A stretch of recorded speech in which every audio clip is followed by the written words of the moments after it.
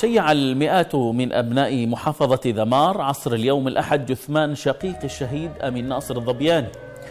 بعد وصول جثمانه الطاهر من العاصمة صنعاء التي ارتقى فيها شهيدا برفقة العشرات من المختطفين الأربعاء الماضي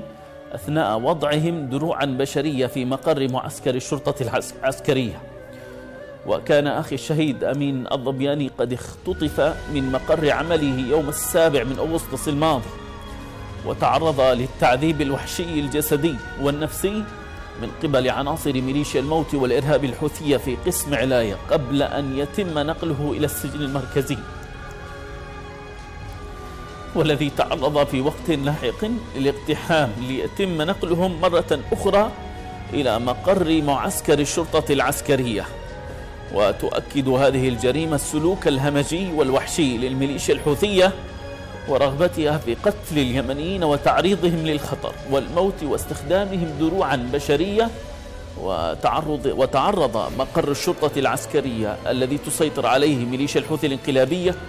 لغارات جوية من قبل مقاتلة التحالف في 13 ديسمبر الجاري، حيث حاولت الميليشيا الانقلابية التعتيم على أهالي المختطفين والمنظمات المهتمة بحقوق الإنسان